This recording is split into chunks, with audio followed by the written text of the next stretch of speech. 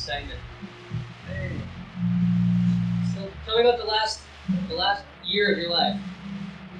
Tell you about the last year of my life? Well, I don't know. What's been going on with, I heard that Heat might get signed to Virgin or something? Yeah. Is that still a happening thing, or? Well, now the record that we made is coming out on Caroline. When did you make that? Back in November. Did you record it up there, White Room and stuff? Or? No, we recorded it at a house that we rented. Did Tony do most of the work on it? No, these guys from Bong Load, you know the label Bong Load? I might have seen it. I don't have anything on it. But. They put out that Beck single Loser before he went to DGC and all that. But that production? Yeah. So this is going to sound a lot fuller than the last things. I finally got Dead Air. Oh, yeah. You're right. Fucking rock album. That's not a very good record. Yeah, I don't think. No, it's not. Oh, great. Thanks. Yeah, so stuff you're just going to do on your teeth? Yeah. Oh, man. Busted? Yeah, it broke. Oh, wow. Broke up? I think I'm going to just open it up. Might be safer. Yeah. Anyways. Yeah, so they came up and helped us. Just kind of all of us doing the production work, though. How many of your songs ended up on there? I think about half of it.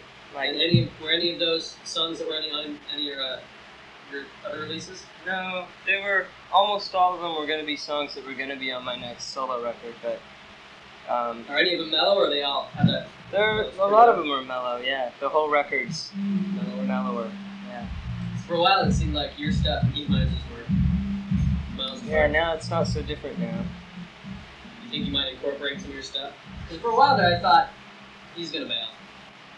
Well, for a while you...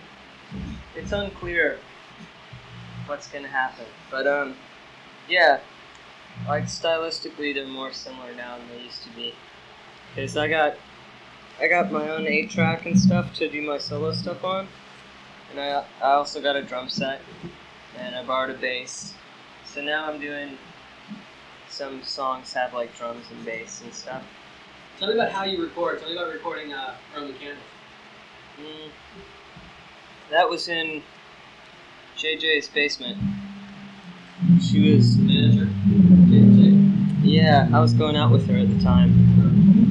And one of her roommates had a 4-track. What kind of her? Well, there was a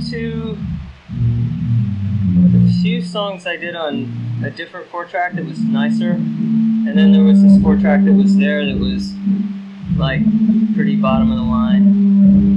And there was like a Radio Shack mic and like a normal 57. And I have a bunch of like the stuff that we do. We have a couple PCMs. I bring one up for an overhead on the kit and one inside the kick drum, and then I mic everything like this $40 Radio Shack mic. I shopped around and they have some $40 ones that are pretty much equivalent to a 57. Because I have one 57 I used for the snare. Yeah. But you can get away with stuff pretty cheap. Yeah. How did you mic? How did you position the mics to record the acoustic? Like how far away? And as close as possible. Because did you EQ them at all? No, there wasn't any EQ on the 4-track. There was like bass and treble. So I probably turned the treble up. And how did you down? How did you record the drums? Like some of that stuff. There's on the second one, the Kill Rock Session, there's drum. How did you position the mics for that? Or did you do that one by yourself? Or? Yeah, that one was over at another friend's house, and she had an 8-track. Okay. She had a 58. And I don't know, sort of above the drums. I think on that song Christian Brothers, it was. I was like Crispin Glover. Crispin Glover. I liked it better when I thought it was Crispin Glover. Yeah. On that song, the mic was close to the snare, and then there was another one on the cymbal, I think. But on most of the time, it was just like sort of put it above this stuff.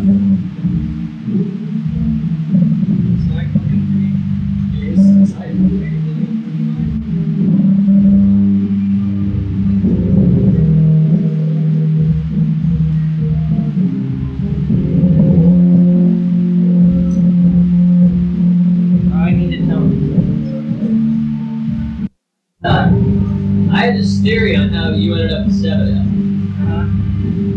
Now this is my theory, because I just looked for a connection. I figured Tony had worked with Eric Matthews. Eric Matthews had worked with Lou. Is that the connection, or was it just a purely musical connection? No, it's just I played in Boston a while ago. Yeah. And Lou came out, wanted to see the show, I guess. And it was his birthday, and I ended up drinking champagne and talked a little bit. But yeah, a little bit before that, they had called me up and to see if I wanted to go on tour with them, but I hadn't really met them yet. So I don't know why. I guess they just like your stuff. I guess, yeah. When I first moved to Portland, my roommate told me that Heat Miser was a total homocore band. So for a long time, when we listened to your record, we were like, we always started telling the stories, you know. What, do you think me and Neil were boyfriends or something? No, but I had seen Neil with his boyfriend at some show. He was funny. He's like grabbing the back of his head and kissing us, like, yummy. We were just laughing because in this town you don't see people that comfortable with things. And in Portland, it's just such a great town. Everybody's just comfortable, whether people around them or not. Yeah, well, not everywhere, but yeah. Yeah. So yeah, we always thought that they were. But then I think you started. Well, I was still living there because I used to run into you every now and then at the Luna. And I thought you were seeing the tall, short black hair bass player. Yeah, I am. Yeah. Yeah. And I think I'd run into you once at Dots right before I was ready to move back here, and I bullshitted with you for a minute. Mm-hmm. Yeah, she's hilarious. She intimidated the fuck out of me. Really? Yeah. Yeah. She's just like cool, tough chick. I was kind of intimidated by her at first, too. She's kind of quiet. What's that? Every now and then my buddy Jonathan tells me what's going on in Portland. Told me about Cold and Delicious. Who's doing that? Pete Krebs from Hazel. That's Kate. Yeah, I got his record and 7-inch interview. He just recorded a new solo record at my house. I'm like the producer. What's Hazel up to? I heard they were finally done. No, they're still playing. But Team Dress stopped. Did they? I don't know if any of those bands always seem like it's kind of loose projects anyways. I mean, I don't know if you really break up a situation like that, you know. And every time Sebadoh's done with a record, I always wonder if that's it, because they all have so much other shit going on. What about Junior High? That's, my girlfriend's in that band. Okay. Joanna, the one you were talking about? Yeah, yeah. What's the other, isn't it Sean Krogan from Cracker Bash? Right. He's my roommate. Okay. He's the... Yeah, I used to see him all the time. He's the singer. Okay. That band. Do they have anything out? No, but they will soon. What about Cold and Delicious? I don't know if they have anything out. And doesn't Pete's and Gold and Delicious? Yeah. But that's kind of like country-ish, hillbilly stuff or something? Yeah, very much so. Yeah. Good? Yeah. Do they have something out or no? I don't know. I don't know of anything, but there could be something that I don't know about. Did you go to Europe with these guys? No. I've just been on the tour since New York or Philadelphia or something. Last couple of weeks. You had told me I think you were from Texas originally? Mm-hmm. Tell me about when you came from Texas and what prompted that. Did you play in Texas and what did you do there? No, I moved out of there when I was 14 because of family problems. And, I don't know. I don't really want to get into it. Right. But, are a lot of those things reflected in the songs on Roman Candle? Some of them, yeah. Are those situations mostly fairly true stories adapted into song form here and there? Well, Condor Avenue? I don't know. Condor Avenue is not a very... Condor Avenue I made up when I was like 17 or so. So by the time I recorded it for that record, I'd already recorded it like 2 or 3 times before, and it was on like its 4th or 5th lyric, which which still had pieces of all the versions before it, so it didn't make much sense anymore. Was one where, because we thought that Heat Monster was a homocore band, when you would sing, we were like, oh, he's a gay junkie. And we thought, man, he's got good reason to have dark songs. Like, he was an abused child and a gay junkie. And we kind of figured that's why you were so good. No, I'm not gay. I'm not a junkie. There's a lot of talks about the rubber loop, this, that, and everything. Yeah. And then the last time I saw you, you looked sick, so I thought, wow, some cold turkey. A lot of those songs have to do with a while ago. I'm not really writing songs that, because a lot of people seem to say, like or not a lot of people, but you know, some people in their review would say like, oh, these songs are all about dope or whatever, which I thought totally missed the point, because I thought they were about human misery, and I thought right. I mean, the they could have issues were really just kind of the medium that the person might live in, but everyone has that. Right, yeah. It was like that happened to be the vehicle then, and that's where I was at then. But you know, they could have just as easily been about love or something. It'd still be about the same thing, which was, to my mind, more like dependency and stuff like that. The Sons of the second album, were they around at the same time? Because they both have, there's some same moves, like, what's the opener, Needle? Needle in the Hay? Yeah, that was on the 7-inch before it. Yeah. Matter of fact, the record store here, they talked to me the other day, and they said, oh, that Needle in the Hay 7-inch came in, and blah, blah, blah, blah, blah. Like, they thought it was after the album. That's okay, come in. Okay. No, it's no problem. Shane? Okay. Yes. What's your name? Debbie. Debbie, hi Debbie. Okay. Yeah, the second album seems more the folk storytelling thing, where the first one seems more autobiographical. Huh. Well, that's good. I thought it was the other way around. The range, like you started writing here and just kind of became more the observer at the end of the bar. The first one I didn't have any idea it was gonna ever come out.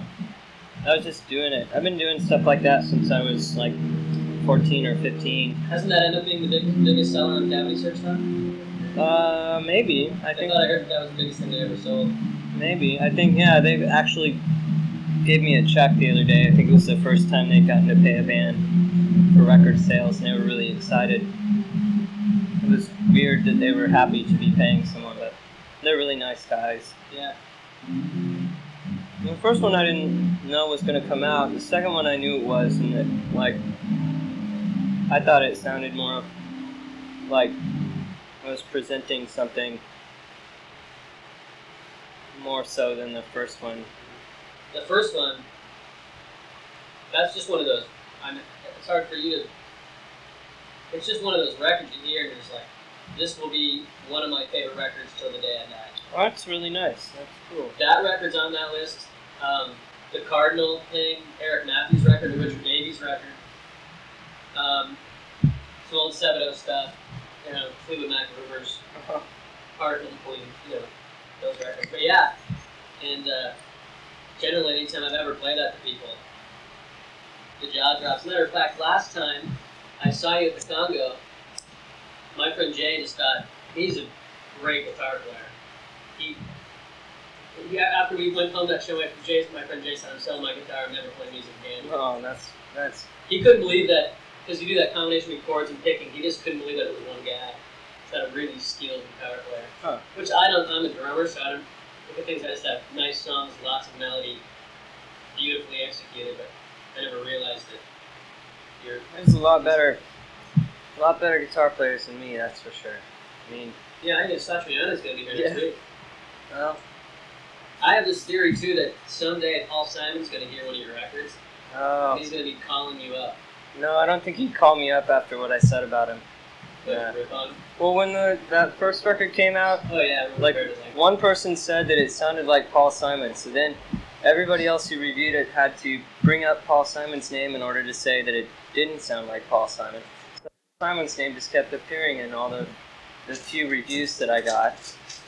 And it was just ridiculous. Street like, Bridge is what I it was was supposed to be Isn't this supposed to be my review, not Paul Simon's review? Right.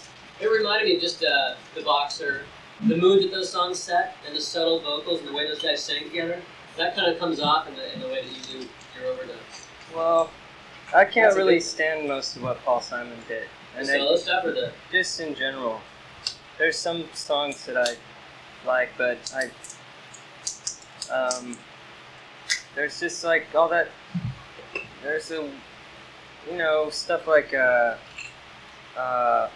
Fool said I, you do not know, silence like a cancer of rose, you know, it's just, I don't know, it's a different time, but anyway, I ended up like saying, someone was interviewing me and I said that Paul Simon was a pompous ass, and so then that kept getting reprinted, which was cruel and unusual, and not probably true, but...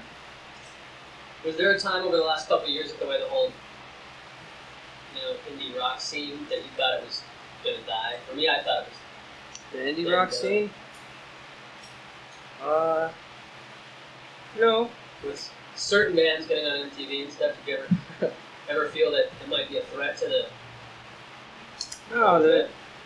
No, I mean, it's always...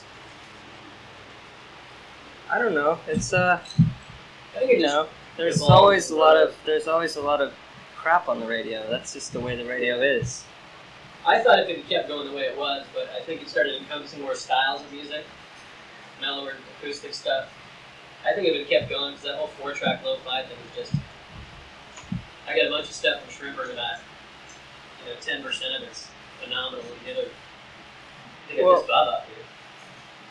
I liked it better, like, you know, at one time it seemed like SST was kind of the big label, and they were putting out all this like stuff that was being called post-punk, and it seemed like punk was growing. And no, the only thing that kind of got on my nerves was like, hey, is everybody's room? Yeah. Oh yeah, okay. Was like when you know, like when the whole punk revival happened, except this time without any. Without the way of life or whatever, without the meaningful part, just the look and the sound and the style. It's like, that's the only thing that kind of got on my nerves. I didn't feel like the indie scene was dying out. I just felt like punk was getting narrower instead of bigger. It's weird. Just like I said, the stuff I like today is Derek Matthews, Elliott Smith, mellow kind of stuff. I don't feel punk rock anymore. Well, I'm not angry anymore, I'm just bummed out, discouraged, cynical. Well, I think things that push out different ways, you know? And like, I didn't feel like Rancid was pushing anything out. But, you know, it's sentimental, I suppose. Yeah.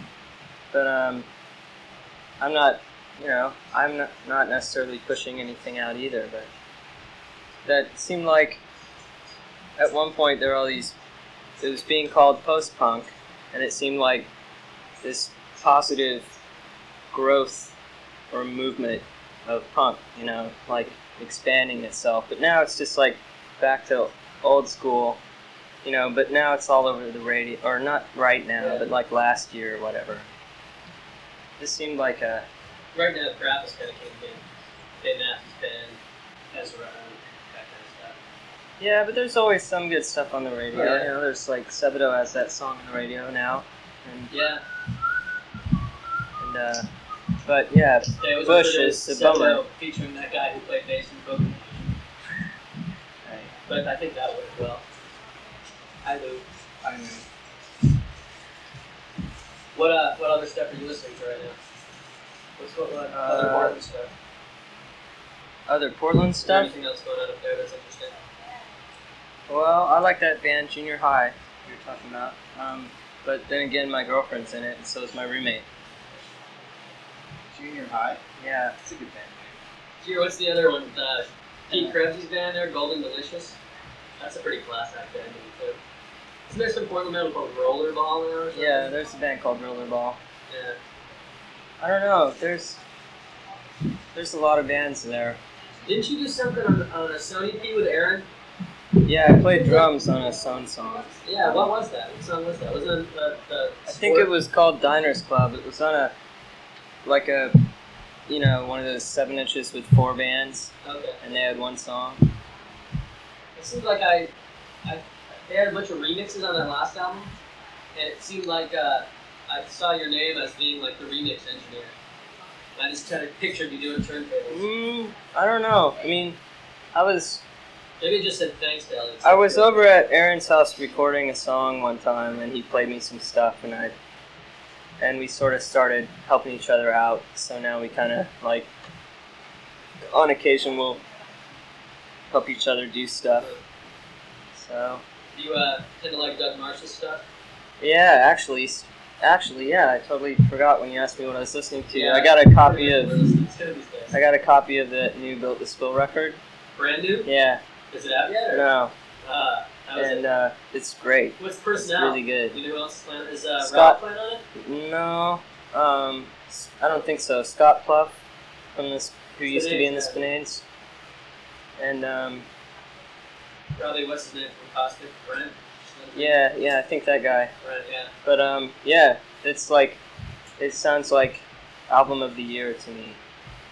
But, you know. Is Up putting it out? Is Johnson? No, it's their major label debut. I think Warner is, or whoever. Wow. And it's a great day for rock and roll, because usually like the first record on a major is really sort of insecure sounding, and this one is like totally confident sounding. It's really good. Don't Spill Caustic Resin thing? I heard part of it. Yeah. Just like the first song's like this epic, and every time he sings, you're just like, bloody.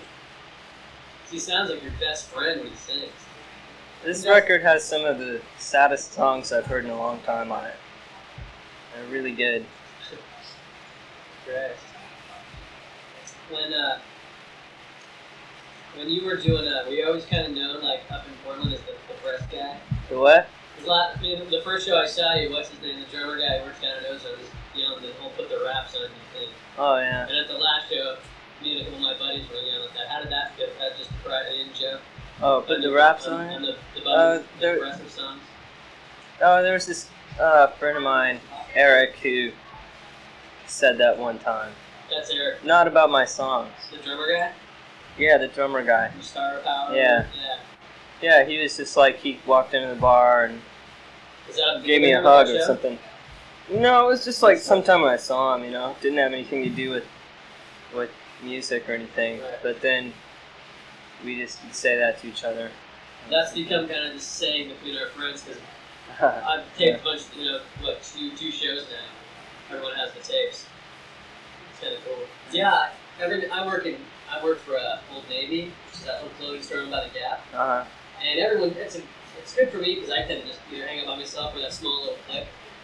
So and everyone gets interested when everyone's interested. I'll make tapes for people like Bill Still, Elliott Smith, some of your stuff with Heath Miser, some Hazel, some Pond, and people like it. Like nice, clean-cut girls that drive Jeep Cherokees with this girl named Jessica. Crazy about Elliott Smith and Bill Still. She doesn't want to hear anything else. That's it. So if it was on the radio, it probably would reach more people, and it would sell more records. I don't think it's ever going to be on the radio. I could see it though. I mean, I think if you did an album by yourself with drums, it kind of had more of an up-tempo, or maybe the new Heat Miser. It could happen. Right when you're determined it won't, and just not wanting it to. Yeah. Plus, this will be a lot of exposure to a group of people who will probably like it. I mean, most people that I know that were at that show you did with Mary Lou at the Congo went to see Elliott Smith. Oh yeah. Well, I don't know. I'm happiest when I don't think about those things. But yeah. Cool. I should probably do a soundtrack.